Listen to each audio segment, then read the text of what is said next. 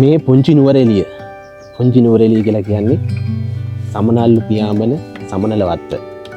බලංගොඩ නගරේ ඉඳන් සමනලවත්තට එනකන් අපි ආපු පාර ඔයාලත් බලාගෙන ඉන්න.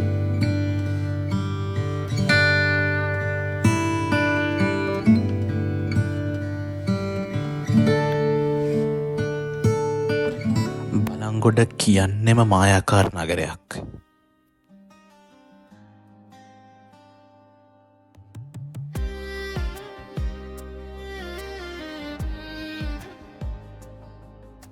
නගරේ ඉඳන් බදුල්ල පැත්තට යද්දි තියෙනවා තුබගොඩ පන්සල.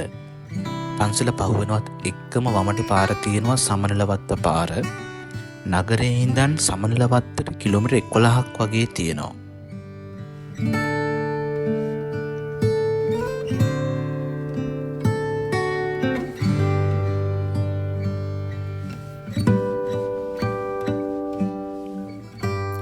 කිලෝමීටර් 3ක් වගේ ආවහම උඩුමුල්ල ග්‍රාමයේ ශ්‍රී නන්දාරාමයේ විහාරස්ථානය හම්බෙනවා. මේ විශේෂයි. ආනන්ද මෛත්‍රී හිමියන් වැඩ වාසය කළ විහාරස්ථානය. එහි පුස්තකාලයක් තියෙනවා. යන ගමන් මේ විහාරස්ථානයද වන්දනා කරගෙන යන්න පුළුවන්.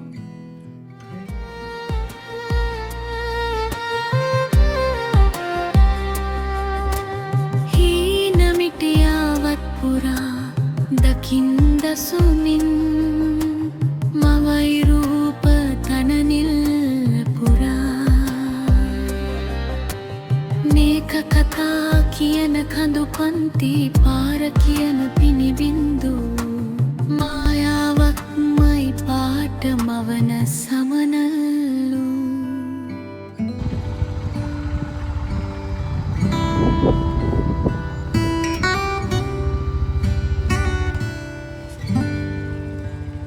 සමනලවත්ත යද්දි view point කීපයක් තියෙනවා. ඉතින් අපිට පළවෙනි හම්බෙන view point එකේ මෙතන දහලම තියෙනවා ඔබ මේ සිටින්නේ උතුම් ශ්‍රීපාදස්ථානයේ නෙත ගැටෙන පුණ්‍ය භූමිය කියලා. ඉතින් මෙතෙන්ට ශ්‍රීපාදස්ථානයේ මෙතෙන්ටත් හොඳට දිස් වෙනවා. අනිවාර්යෙන් යද්දි මෙතනින් වන්දනාමාන කරගෙනම යන්න.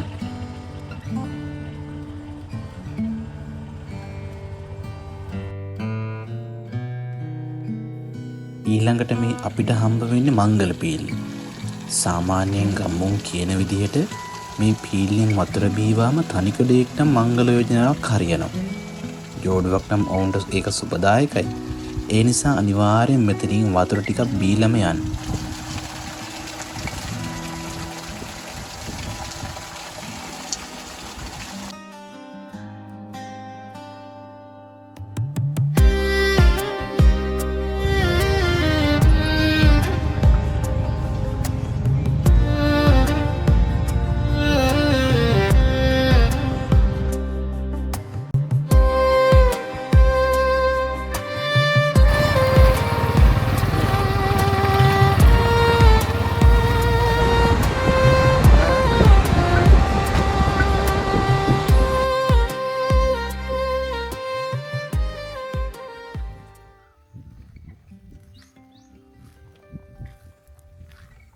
මේ අපි ඉන්නේ කඳු වලල්ලකින් වටවෙච්ච සීතල කාලගුණයක් තියෙන ඉතා ඉක්මනින් කාලගුණය වෙනස් කරන සමනලවත්ත කියන ලස්සන ගම්මානේ. මුළු ගමම වහගන්න මීදුම, සරල ජීවන රටාව, තේදළු නෙලීම මේ ගම්මානයට ලස්සන රූපලාවන්‍යයක් ලබා දෙනවා.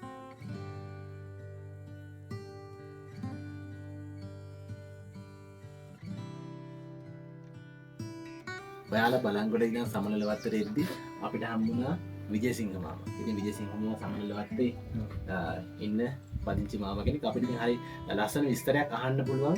මාමා ඇයි මේකට දැන් මේ සමනලවත්ත කියලා කියන්නේ? සමනලවත්ත කියලා කියන්නේ අපි ඉස්සර මේ හිටියේ මෙතන උළුලෑම කියලා පොඩි ලයිමක්. ඒ හින්දලා එවිලා මේ සමනලවත්ත කියලා එක්කොට කීකට වගන ගියා. කැලෑ තුනේ මේ සම්පූර්ණ. ඒක සුද්ධ කරගෙන ගිහිල්ලා ඊට පස්සේ සුප්‍රීටෙන්ඩන්ට් මහතුරු ඇවිල්ලා අපේ වතු කෝටස් හදලා දුන්නා ඉන්න. එයා ඉඳගෙන අපි අපේ තාත්තලා හැම තැනම වැඩ කරගෙන හිටියේ. ඒ ඉන්න අතරතුරේ තමයි මේ සමනලවත්ත නමක් තුන්නේ ඉස්සර සිංකෝණවත්ත කියලා තමයි තිබුණේ. වරුණ කැලේ සිංකෝණවත්ත කියලා තමයි තිබුණේ. ඊට පස්සේ සුප්‍රීටෙන්ඩන්ට් මහත්තයා තමයි මේ ඔය මේ සමනලෝ මෙහි සමනල කන්ද පේන නිසා සමනලෝ මෙහි මේ පහර සමනලෝ ව්‍යායාමගෙන යන නිසා සමනලවත්ත කියලා නමයි මේ නම ඊළඟට එලිප්‍රන්ට් මහත්තයා තියෙන්නේ. හරි ඒ කියන්නේ දැන් අපි අර අහලා තියෙනවනේ සමනල්ලු සිටිපාරේ වඳින්න යනවා කියලා. ඔව් ඔව්. ඒකට ඒ කට්ටිය දැකලා තියෙනවා සමනල් රෑන පිටින් මෙහි යනවා. යනවා. අපිත් දැකලා තියෙනවා. ඔයාලා දැකලා අපිත් තියෙනවා. දැකලා තියෙනවා. මම පොඩ්ඩක් දැකලා. ඒකට තමයි සමනල්වත් කියලා කියන්නේ. සමනලවත්ත කියලා ඒක තමයි නම් ගන්නේ. තියෙන්නේ. මේ දැන් අර ඉක්මනින් කාලගුණය වෙනස් වෙනවානේ. ඔව් කාලගුණය වෙනස් වෙනවා. දැන් මේ අවුරුදුනට තඩින් එකකින් බලලා මේ දුමු කියලා වහගෙන වයින් දෙන්න. ඔව් දැන් අපි දැන් ඇවිල්ලා පැය භාගයක් විතර එනවා. දැන් කාලගුණය දෙපාරක් තුන්පාරක් වෙනස් වුණා. ඔව් ඒක තමයි. මේක දැන් පවුල් කීයක් විතර ඉන්නවා? ඔය කිසි ගානක් ඉන්නකොට වත්තනේ අඩු පවුල් 25ක් වගේ ඉන්නේ. ළමයි ඉන්නවා අනිත් ගාන 75ක් 20ක් විතර ඉන්නේ. දැන් අපි අර දැකලා තියෙන දැන් මේ තේ වතුවල ගොඩක් ඉන්නේ අර අපේ දෙමළ ජනතාව. ඔව්. හැබැයි අපිට ඇහුණා මෙහෙන් කියන දැන් ඔක්කොම ඉන්නේ පදිංචි කරන සිංහල කට්ටිය. ඔව් මේ සිංහල කට්ටිය තමයි. සිංහල කට්ටිය මේ වතු වගා කරනවා. ඔව්. අපඩාගන්නේ ඒගොල්ලෝ තමයි වත්තේ වැඩ කරන්නේ. අතන සම්බන්ධ වෙලා දේවාලේ විශේෂත්වයක් තියෙනවා. එතනට ඉතින් පූජාවල් තියෙනවා මාස සාම මාසෙම විශේෂයක් තියෙන සෙනසුරාදා පූජාවක් තියෙනවා. පන්තලේ තමයි මේ මහාඳුර තමයි කවුරු මහත්තයා ගෙනලා තියෙනවා. ඒකේ අනුවත් තියෙනවා. අනුවස් තියෙනවා. අපි අර ගොඩක් විශ්වාසයෙන් මතල හැමදේම කරා. ඔව්. එතෙන් තමයි ශ්‍රීපද ස්ථානේ හොඳට පේන්නේ. හොඳට වෙයි. පැයලා තියෙන වෙලාවට මීඩු නැතිලාට එන හොඳ.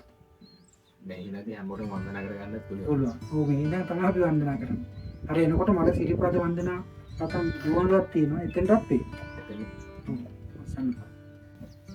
දැන් මොරදීර සමාන කාලගුණයක් තමයි. ඔව් එරල හරියනවා. නුරේරිය වගේ නම උන්චි නුරේරිය කියලාත් කියන තමයි. උන්ති මොරදී. ඔව්. ඊට බස් ඒවා කොහොමද තියෙන්නේ? බස් බඩ කරනවා. බත් දෙකට වෙලාව කොහොමද තියෙන්නේ? උදේ 6:00ට ඒ මෙහෙන්දර එකක් යන මස්සන් ඉඳලා එන්නේ. ඒක මස්සන් නවත්තන්න. මස්සන්නේ කියලා කියන්නේ ඒක එහෙන්දලා මෙහෙට එනවා. එවිලා 6:00ට මේ පියත් වෙනවා. ඊට පස්සේ ආයේ ටවුන් එකෙන් එනවා බලංගොඩින් එනවා 8:45ට එකක් මෙහෙට. 8:45. මෙහාට ඇවිල්ලා මෙහෙන් යනවා මේක 8:25. ඊට පස්සේ ආයේ බලංගොඩින් 11ට එනවා එකක්. මේක දැන් මේ ඉන්නේ ඒක තමයි. ඊළඟට මේක ඇවිල්ලා 12:00ට යනවා. ඊට පස්සේ ආයේ බලංගොඩින් 12:00ට එකක් එනවා. ඒක දෙකට යනවා. අපිනවා දැන් අපිට දැන් දෙඩෙක් එහෙම බලන්න යන්න උනා. බස් එකක් නේ. උදේ යන්න ඕනේ අර 8:00 බසින් ගිහින් ටවුන් රත් යන්නේ. ඊවිල්ලක් යනවා. ඊල් එක යනවනේ 1500ක් වගේ යනවා. මේ ඉඳන් බලංගොඩ ටවුන් එකට 1500ක් යනවා. දුර කිලෝමීටර් කොච්චර කිලෝද? කිලෝමීටර් කොහොමද? කිලෝමීටර් 11. ඒ කියන්නේ ඉස්කෝලේ ටයිම් වලට බස් ටික යනවද නෑ හරියට? ඉස්කෝල ටයිම් වලට එනවා. එනවා. උදේ 8 ටීචර්ලා එනවනේ. ආ. ඒගොල්ලන්ට එන්න බස් එක 8 එන් එනවා. මෙහෙන් දෙකට බස් එකක් යනවා. ඒගොල්ලන්ට හරියට යනවා. ඉතින් බොහොම ස්තුතියි විජේසිංහ අපිට මේ විස්තර ටික කියවට. අපි සමනල් වත්තේ ඇවිදින ගමන් අපි කතා කරමු.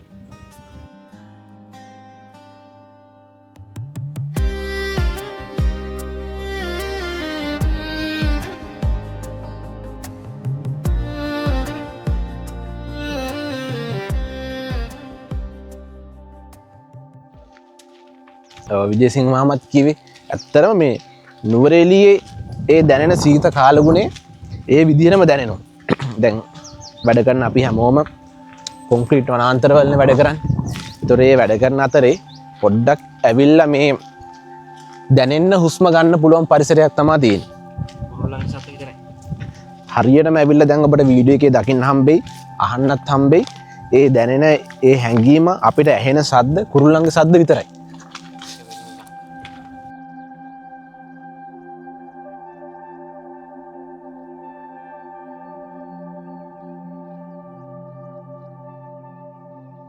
චූටි බබෙක් කෙනවා කොහෙද මේ යන්නේ අද කොහෙට යන්නේ ඒ කියන්නේ ටවුමට බස් එක තියෙනවද 12ට ඒක දැන් යනවද අපෝ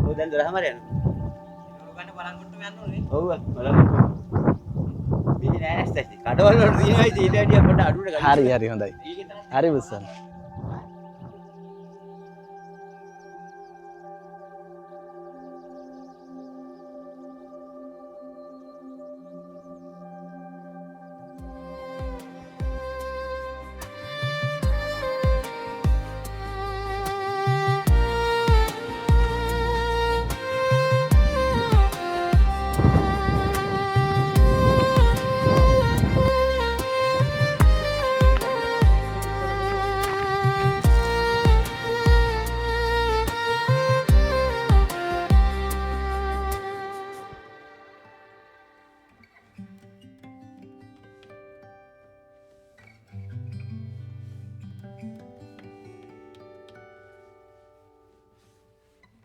මෙතන දළු ඔක්කොම කරලා මෙතෙන්ටද ගේන්නේ.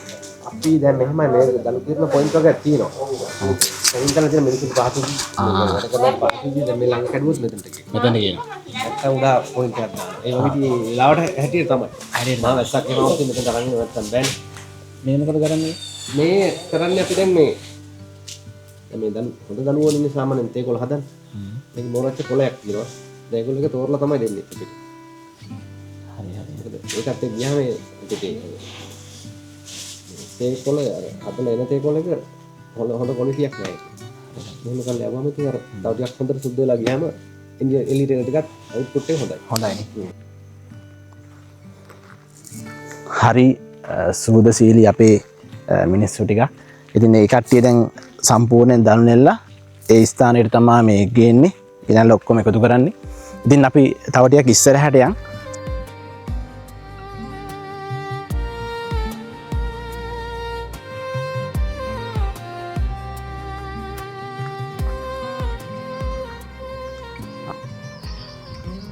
මෙන්න මේ පාරෙන් තමයි සමන් දේවාලයට යන්න පුළුවන් පාර තියෙන්නේ.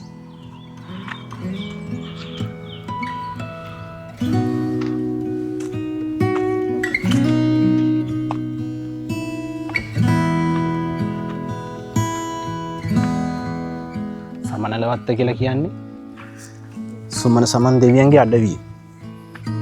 එතකොට අපි සමනලවත්ත බලන්න ආපුවම අනිවාර්යෙන් සුමන සමන් දේවල වන්දනා කරන්න ඕනේ.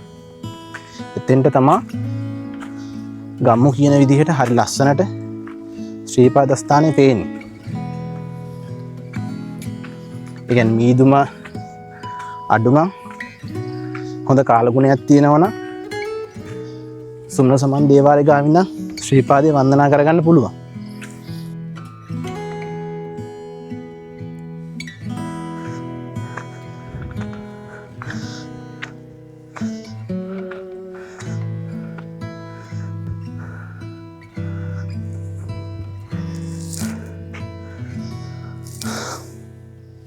සුමන සමන් දේවාලයට එනවනම් පන්සලේ හාමුදුරන්ට කතා කරන්න ඕන. පන්සලේ හාමුදුරුවෝ ගාව තමයි දේවාලය අතර තියෙන්නේ.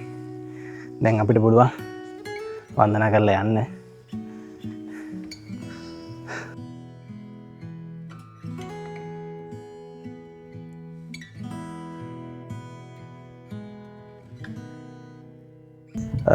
බලංගොඩ කියන්නේම මායා ලෝකයක්. ඒ අතරින් එකක් තමයි සමනලවත්ත. ඉතින් මේ ඔයාලා පරිස්සමින් ඇවිත් බලලා යන්න. සියලුම දෙනාට සුමන සමන් දෙවි පිහිටයි. අපි ආයෙත් ලස්සන වීඩියෝ එකකින් හම්බෙමු.